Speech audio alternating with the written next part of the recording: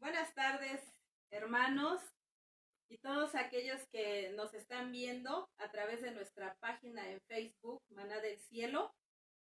Les enviamos un fuerte abrazo, un caluroso abrazo, y queremos decirles lo más importante es que Dios está con nosotros. Y nos da mucho gusto que en este día nos podamos estar reuniendo o conectándonos ahí a través de nuestros celulares o en las computadoras para alabar y bendecir el santo nombre del Señor. Yo quiero decirles que es una oportunidad maravillosa, gloriosa, única y especial el que Dios en este día nos esté dando vida, nos está dando salud y sobre todo nos permita alabarle y adorarle. También quiero decirte que Él no necesita que nosotros le alabemos. Su palabra dice que allá en los cielos tiene ángeles, tiene a esos 24 ancianos y toda su creación le alaba. Él no necesita de nuestra adoración.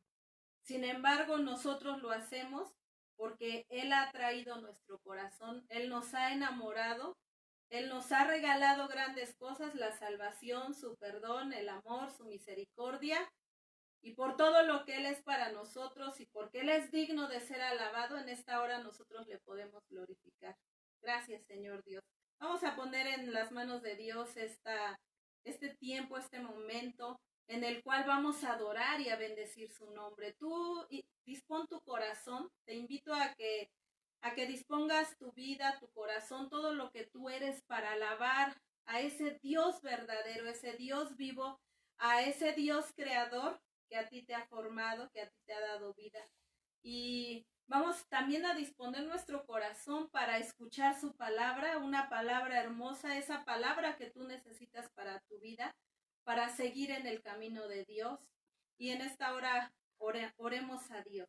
Padre Santo, Padre Todopoderoso, muchas gracias por este día, por la oportunidad que nos das, porque yo sé que tú has bendecido en gran manera a todos mis hermanos de Maná del Cielo, a todos mis hermanos que pertenecen a otras iglesias. Gracias, Señor, a toda la humanidad en general. Gracias, Dios. Tu palabra dice que tú haces que tu sol salga para buenos y para malos, Señor. Así que, Señor, es tu nombre el que hoy en este día vamos a glorificar, vamos a exaltar. Glorifícate, oh Padre Santo, glorifícate a través de nuestra alabanza, nuestra adoración, que sale de lo más profundo de nuestro ser. Mi alma, mi ser, todo lo que soy te alaba, Señor eterno. Padre Santo, te doy la honra y la gloria y te pido que allá donde se encuentren mis hermanos también reciban de ti, Señor, también te alaben, te glorifiquen con ese amor, con esa pasión, Señor, oh Dios, porque solamente tú eres digno de ser altamente glorificado. Gracias te damos, bendito sea tu nombre, todo es puesto en tus manos y bajo tu control. Y por tu Espíritu Santo, que es el que nos dirige cada día, en esta hora vamos a alabar. Amén y amén. Así, hermanos, vamos a entonar ese precioso canto que dice: digno es el Cordero Santo. Aleluya.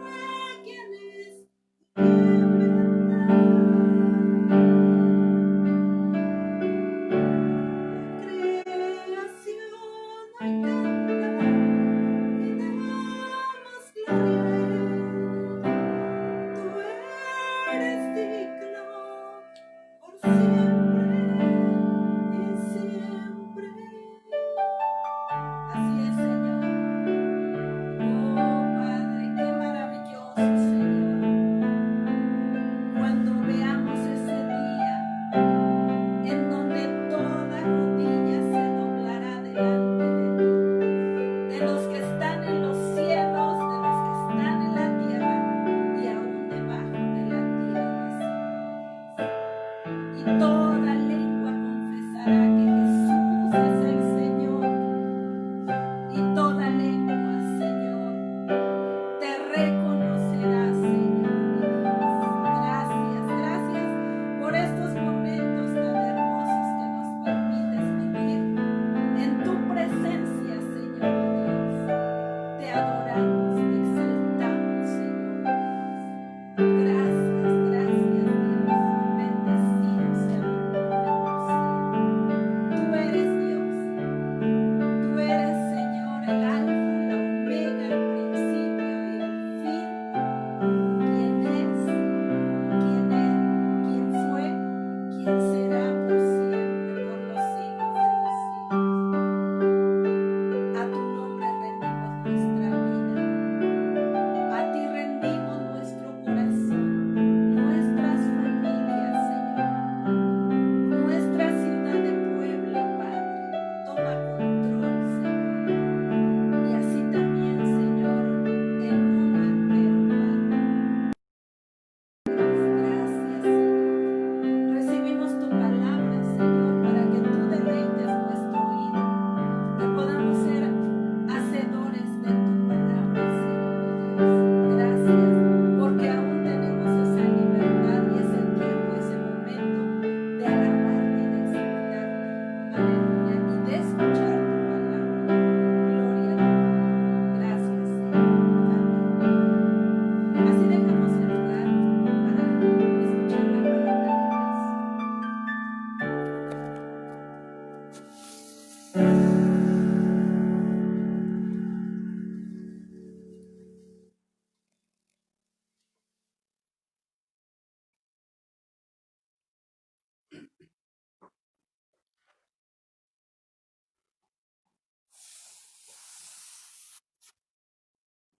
Hola mis amados hermanos, muy buenas tardes.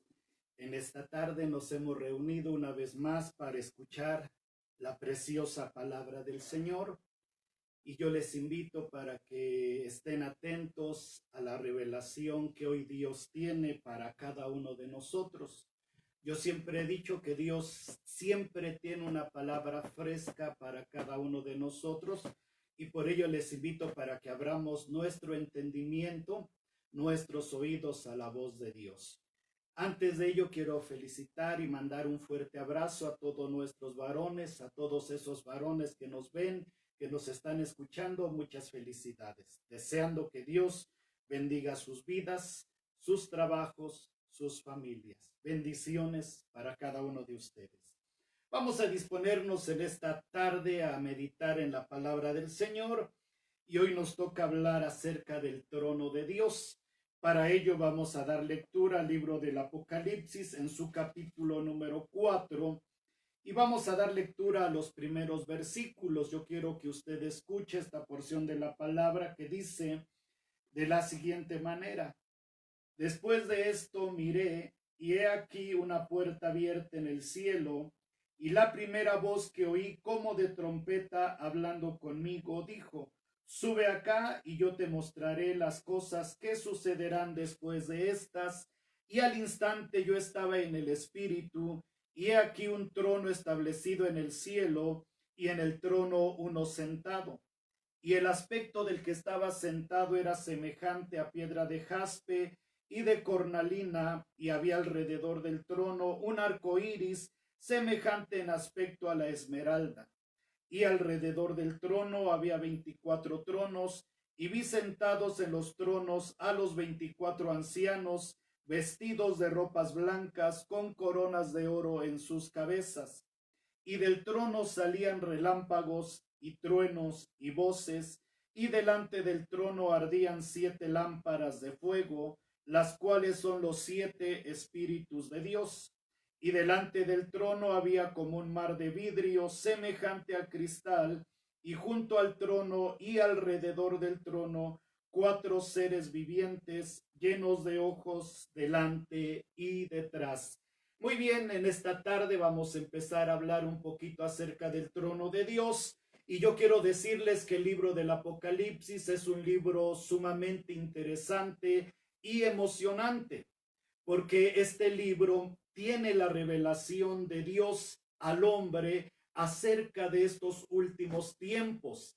Y creemos que por las cosas que estamos viendo, por los eventos que están sucediendo, creemos de todo corazón que la venida de nuestro Señor Jesucristo está cada día más cerca.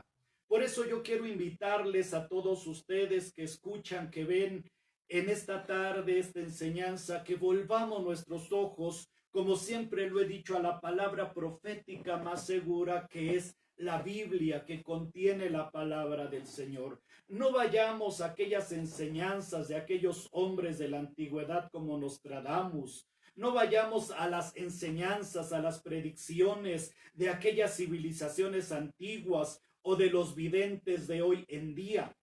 Vayamos a la palabra segura, que es la Biblia, que es la voz de Dios. Por ello es importante que el hombre vuelva su mirada al trono de gracia. Es importante que la humanidad vuelva sus ojos a Dios, que le busquemos conforme a lo que dice el profeta Isaías: buscad a Jehová mientras puede ser hallado, llámenle en tanto que él está cercano.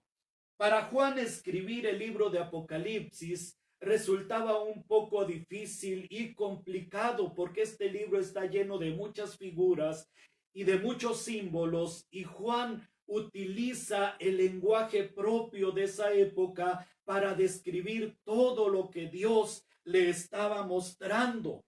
Y ahora nos damos cuenta que el escenario va a cambiar.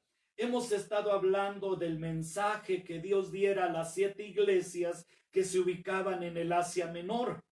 Ahora el escenario cambia, porque dice la Escritura que este hombre llamado Juan es llamado, dice la Biblia, que una voz le dice: sube acá y yo te mostraré las cosas que sucederán después de estas. Por lo tanto, el escenario va a cambiar de la tierra al cielo.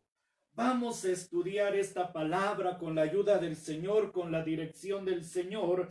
Y dice la palabra en Apocalipsis 4:1, que después de esto miré, y he aquí una puerta abierta en el cielo, y la primera voz que oí como de trompeta, hablando conmigo, dijo: sube acá y yo te mostraré las cosas que sucederán después de estas. Veamos la palabra. Hemos dicho que vamos a hablar acerca del trono de Dios, cómo Dios le revela a Juan la grandeza, la magnificencia de su trono. Hablábamos que aquí en la tierra hay diferentes tronos, hay sillas presidenciales, pero nada de esas sillas, nada de esos tronos se compara a la gloria y a la majestad del Señor. Después de esto miré, dice Juan, y aquí una puerta abierta en el cielo. Después de esto, hemos dicho que Juan estaba recibiendo palabra para las 7 iglesias. Ahora el Señor le dice: después de esto miré, y aquí una puerta abierta en el cielo, y la primera voz que oí como de trompeta hablando conmigo. Esa voz que habló a Juan desde el Apocalipsis capítulo 1 es la misma voz que ahora le está hablando. Y Juan describe esa voz como el sonido de trompeta. Recordemos cómo en el Antiguo Testamento las trompetas sonaban y el pueblo se reunía para adorar al Señor. Las trompetas sonaban y los ejércitos de Israel se preparaban para la batalla. Por lo tanto, es una voz clara, es una voz audible que puede oír este hombre que le está hablando, que le está llamando. Dice la Escritura que le dijo esa voz: sube acá y yo te mostraré las cosas que sucederán después de estas. Es el inicio de una nueva visión que el Señor le está mostrando a Juan. Entonces esa voz le dice: sube acá. Creemos, hermanos, que esto nos está hablando de una especie de rapto, de arrebatamiento que tiene Juan. No sabemos si lo tuvo en cuerpo y en espíritu, Pablo tuvo una misma visión, un mismo arrebatamiento cuando recibe una revelación de parte del Señor. Y Pablo dice que oyó cosas inefables, que vio cosas que no le fue permitido darlas a conocer. De la misma manera, Juan es arrebatado. Y si nos damos cuenta, desde este capítulo 4 hasta el capítulo número 19, no encontramos la palabra iglesia. Por lo tanto, creemos que Juan es un tipo, es un símbolo del arrebatamiento de la iglesia. Y cuando esa voz le dice, sube acá, Juan es llevado al cielo para que desde ahí él pueda mirar, le dice aquella voz, las cosas que sucederán después de estas. ¿A qué se está refiriendo? Hemos dicho que vienen los 7 mensajes a las iglesias y la voz le dice, después de estas, vimos el mensaje a Éfeso, a Tiatira, a Filadelfia, a la Odisea, y la voz le dice, yo te voy a mostrar las cosas que van a suceder después de estas, después de que todo se haya cumplido con respecto al mensaje que Dios diera a cada una de estas iglesias. A partir de ahí, entonces, Juan es llevado al cielo, de donde él puede observar todos los eventos que se desarrollan sobre la tierra, eventos que vamos a estar estudiando a lo largo de este estudio del libro del Apocalipsis. Y dice la escritura, y al instante yo estaba en el espíritu, y he aquí un trono establecido en el cielo, y en el trono uno sentado. Vean lo que narra este hombre llamado Juan. Dice que cuando aquella voz le habló y le dijo, sube acá, dice la palabra que al instante él estaba en el espíritu. Esa experiencia Juan ya la había vivido anteriormente y ahora se encuentra en el cielo. Como hemos dicho, Pablo hace referencia también a este tipo de arrebatamiento. Pablo dice, yo no sé si estaba en el cuerpo o estaba fuera del cuerpo, pero Pablo tiene la seguridad, la certeza que fue arrebatado hasta el tercer cielo. Y de la misma manera, Juan tiene este rapto, tiene este arrebatamiento, es llevado al cielo. Y dice la escritura que ahí empieza a ver lo que empieza a describir en este libro. Y aquí un trono establecido en el cielo. Lo primero que ve Juan en el cielo cuando él es arrebatado es un trono. Y cuando se habla de un trono, se habla de un gobierno, se habla de un señorío, se habla de autoridad. Entonces es importante que nosotros entendamos la palabra del Señor. El hombre hoy día está viviendo sin autoridad. El materialismo, los ateos no consideran la existencia de Dios. Consideran que el hombre puede vivir su vida como él desee.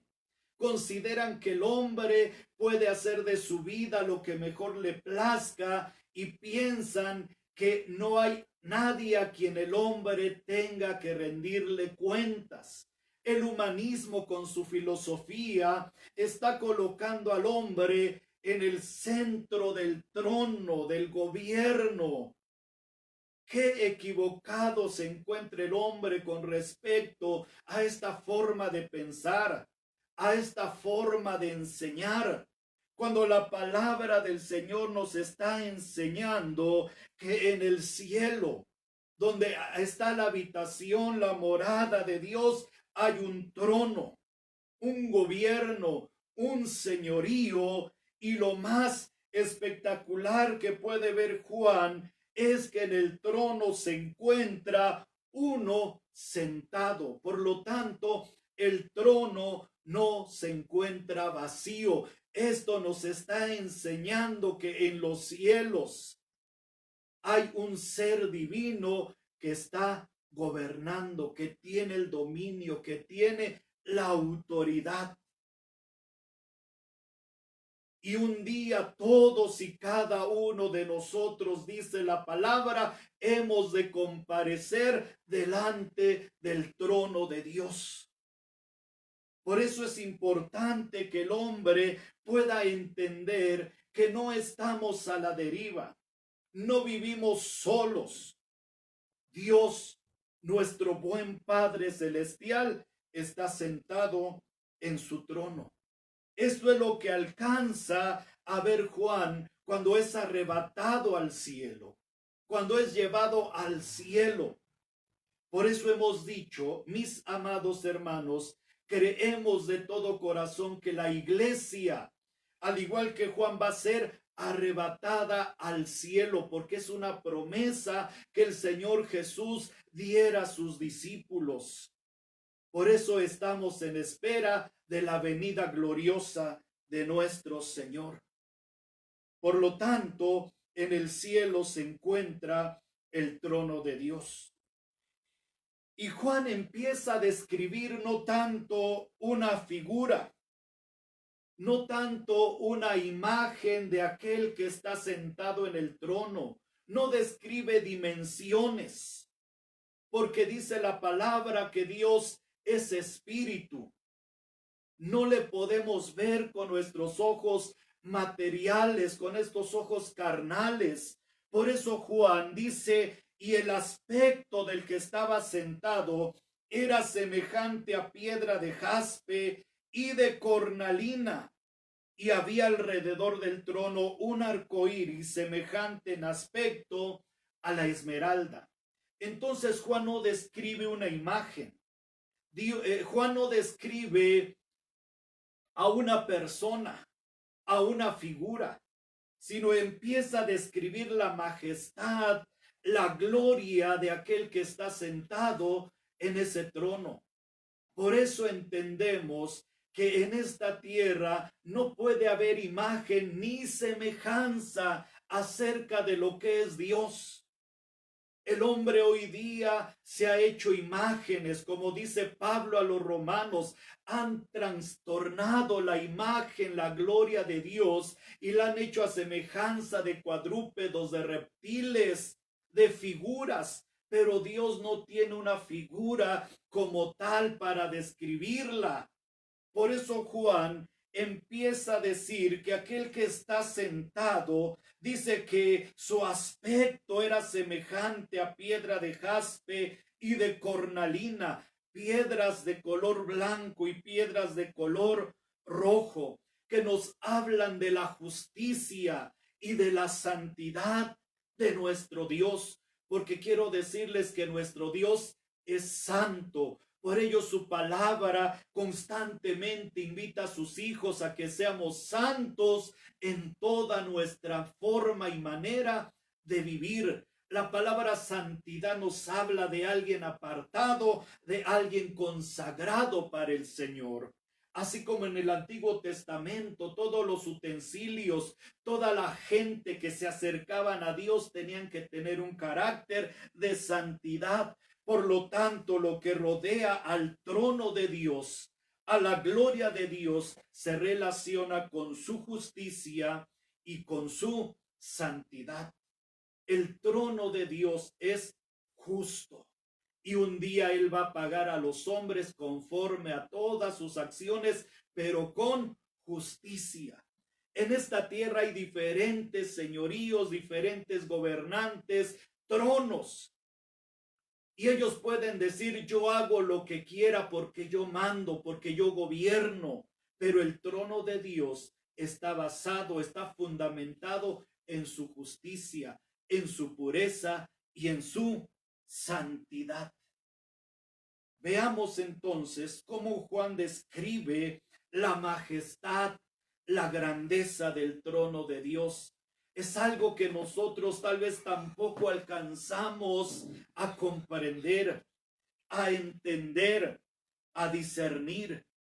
Pero Juan sigue hablando y sigue describiendo y dice que alrededor del trono había 24 tronos y vi sentados en los tronos a 24 ancianos vestidos de ropas blancas con coronas de oro en sus cabezas.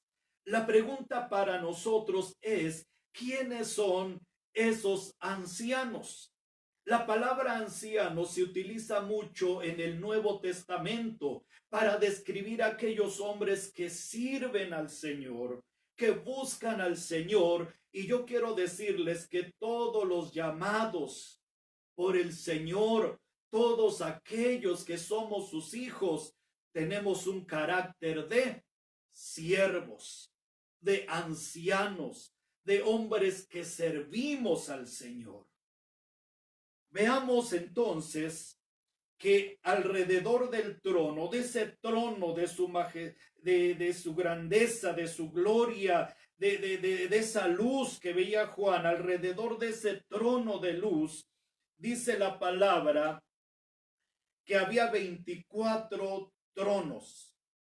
Obviamente entendemos que estos tronos son o están más abajo del trono que habla de la presencia de Dios, porque entendemos que el hombre es mucho menor que la creación angelical, y son tronos menores donde se sientan estos 24 ancianos. Entendemos entonces que estos hombres representan a la iglesia del Señor, representan al pueblo de Israel con esas tribus que tenía el Señor, 12 tribus de Israel. Y también se nos hablan de 12 apóstoles. Por ello entendemos que estos hombres están representando a la iglesia tanto del Antiguo Testamento como del Nuevo Testamento, como al pueblo de Israel. Por eso se habla de 24 ancianos y dice que estaban vestidos de ropas blancas. Si usted recuerda la palabra, dice la Escritura que Dios a su iglesia le ha concedido que se vista de lino fino, limpio y resplandeciente. Estas son las vestiduras propias para entrar a las bodas del Cordero. ¿Cómo el hombre alcanzó estas vestiduras? Recordemos que Cristo murió por nuestros pecados.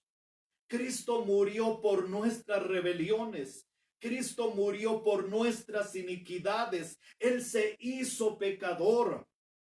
Él se atribuyó la maldad del ser humano y la justicia de Cristo, su santidad, su vida, sus acciones, fueron imputadas al hombre en un acto de fe. Cuando usted y yo ponemos nuestra fe, nuestra mirada en el Señor y le declaramos como nuestro Salvador, esa justicia de Cristo, esa santidad, esa pureza es puesta sobre nosotros. Somos despojados de nuestras vestiduras viles, sucias, manchadas por el pecado, y somos vestidos de esas vestiduras blancas. Por ello, Juan ve aquellos 24 tronos, ve aquellos 24 ancianos, y dice la palabra que estaban vestidos de ropas blancas. Y cuando vemos más adelante la palabra del Señor, dice una parte de la Escritura que Juan ve una multitud vestida de ropas blancas. Y el Señor le dice, estos han lavado, han sido lavados, han lavado sus ropas en la sangre del Cordero. Por lo tanto, creemos que estos tronos, estos 24 ancianos, nos están hablando de la iglesia que está delante del trono del Señor. Y dice la Escritura que Juan ve a aquellos ancianos con coronas de oro en sus cabezas como símbolos de victoria. Recordemos que el Señor en su palabra nos habla de que a los vencedores Él les va a dar coronas. Pablo el apóstol dice cuando está por morir: por lo demás me espera la corona de vida que Dios ha preparado para todos los que le aman. Entonces estamos viendo la grandeza del trono de Dios. Juan no tiene palabras para describir todo lo que él puede ver en ese momento. Lo describe con las palabras, con los recursos que él tiene a su alcance. Y como hemos dicho hace un momento, Juan se encuentra en el cielo, porque aquella voz como de trompeta lo llama y le dice: sube acá. Y esto también nos lleva a entender ahí en Primera de Tesalonicenses, en su capítulo 4, versículos 13 en adelante, cuando se nos habla de que en el día final se va a escuchar la trompeta de Dios y dice: y los muertos en Cristo resucitarán primero, y luego nosotros los que vivimos seremos transformados en un abrir y cerrar de ojos. Por eso creemos que la iglesia del Señor, aquellos que son fieles al Señor, un día estarán alrededor del trono de Dios y estarán contemplando todos aquellos eventos que se van a desatar sobre esta tierra, sobre aquellos hombres que rechazan, que tienen en poco la bendita palabra del Señor. Y Juan sigue describiendo la grandeza, la majestad de aquel trono, y dice en el versículo 5: y del trono salían relámpagos y truenos y voces. Esto nos lleva otra vez al Antiguo Testamento, cuando este hombre llamado Moisés había sido llamado por el Señor, había subido al monte Sinaí para recibir las tablas de la ley. Y dice la Escritura que el monte temblaba a causa de la presencia del Señor. Por ello esta visión, esta escena que está viendo Juan acerca del trono de Dios, aquellos relámpagos, aquellos truenos, aquellas voces, nos hablan de la grandeza, nos hablan del poder de Dios. Dios es todopoderoso. Sentado en su trono está el Señor, dispuesto a juzgar a todas las naciones. Sabemos entonces que el señorío de Dios está presente y que nosotros hemos de someternos al señorío y al gobierno de Dios. Podemos ver que en el mundo hay muchos gobiernos, muchas autoridades. Aún en el mundo espiritual tenemos el mundo espiritual ahí donde gobierna Satanás, pero aún ese trono del enemigo está por debajo del trono de nuestro buen Dios y Señor. Todos esos tronos no se comparan a la grandeza, no se comparan al poder de nuestro Señor. Por ello los truenos, por ello los relámpagos, por ello las voces que nos hablan del poder supremo de nuestro Dios. Y delante del trono ardían 7 lámparas de fuego, las cuales son los 7 espíritus de Dios. El número 7 en las Sagradas Escrituras siempre nos habla de totalidad, nos habla de plenitud, nos habla de que algo está completamente terminado y perfeccionado. Por ello, delante del trono de Dios, todo es perfección. Nada hay fuera de Dios y nada hay antes de Dios. Esto es lo que nos enseña la revelación del trono que Juan está viendo cuando es arrebatado, cuando es llamado por esa voz al cielo. Y delante del trono había como un mar de vidrio semejante al cristal. Vean entonces como delante de la presencia de Dios todo es quietud, todo es paz, todo es tranquilidad. Se alborotan los pueblos, se alborotan las naciones, pero delante de la presencia de Dios todo es tranquilidad. Por eso Juan puede ver aquel mar de vidrio, dice, semejante al cristal. Esto nos habla de un vidrio de finísimo, de gran calidad. Y dice la escritura, y junto al trono y alrededor del trono, 4 seres vivientes llenos de ojos delante y detrás. Hay un aspecto importante que podemos ver en esta visión que Dios le está mostrando a Juan. Dice la escritura que alrededor del trono se encontraban 4 seres vivientes. El profeta Ezequiel también recibe revelación de estos seres vivientes y le da el nombre de querubines, seres angelicales que se encuentran muy cerca del trono de Dios, dispuestos a ejecutar la voluntad del Señor. Entonces podemos contemplar cómo la creación angelical están sujetos al trono de Dios. Podemos ver cómo la creación angelical se somete a la autoridad de Dios, reconocen el señorío de Dios, se someten al trono del Señor. Por eso es importante que el hombre entienda que hay una autoridad superior por encima de las autoridades humanas, por encima de toda autoridad establecida sobre esta tierra.